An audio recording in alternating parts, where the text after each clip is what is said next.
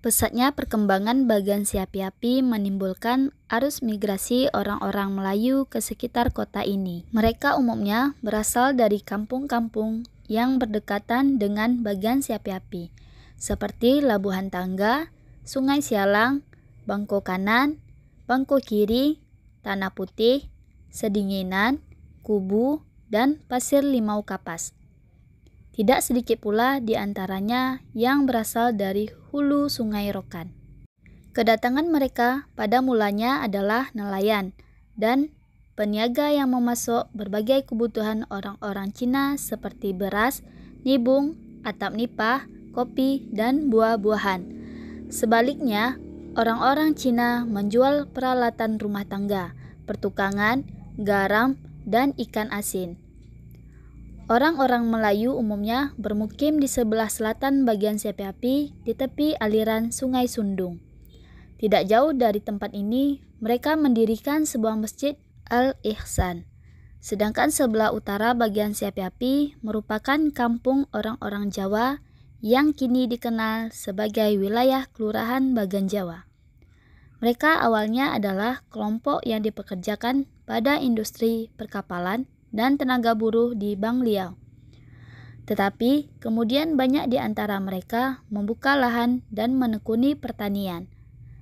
Beberapa tenaga terdidik kemudian turut datang untuk berusaha di berbagai bidang jasa, seperti dokter, guru, dan pegawai pemerintah.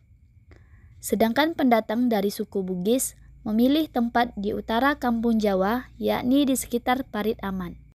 Mereka awalnya adalah peniaga-peniaga yang banyak memasok kebutuhan perdagangan di bagan si api-api seperti garam dan sembako yang awalnya diangkut dengan kapal-kapal penisi. Namun, lama-kelamaan mereka juga menekuni bidang lain dengan membuka lahan untuk dijadikan kebun-kebun kelapa. Dalam waktu singkat, bagan si api-api berubah menjadi pelabuhan samudera yang sibuk.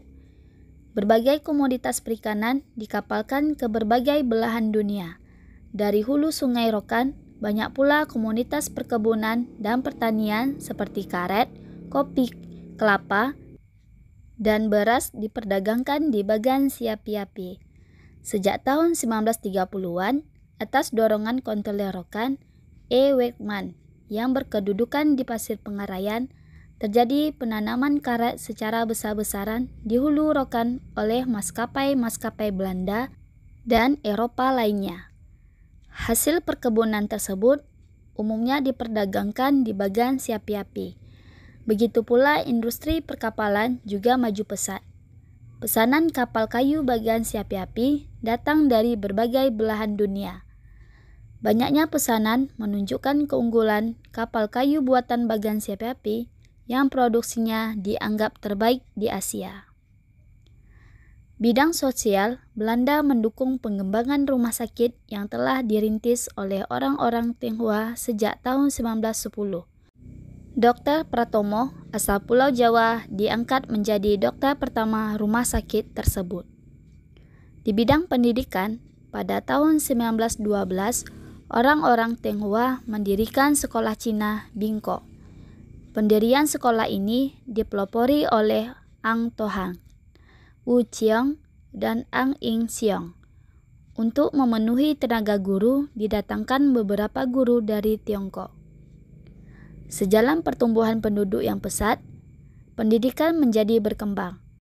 Beberapa tahun kemudian, berdiri lagi sebuah sekolah bernama Tionghoa Kong O, yang sekarang dikenal sebagai Sekolah Wahidin. Dalam waktu singkat, jumlah murid sekolah mencapai ribuan orang. Di bidang informasi dan komunikasi massa, tahun 1917 berdiri surat kabar lokal bernama Bingtik. Surat kabar ini selain didistribusikan di bagan si api-api, juga dikirim ke pelosok-pelosok Rokan Hilir yang banyak terdapat komunitas Tionghoanya. Cerita selesai. Ini video diambil di tahun 2023, di mana ini lokasi jembatan Pedamaran pertama.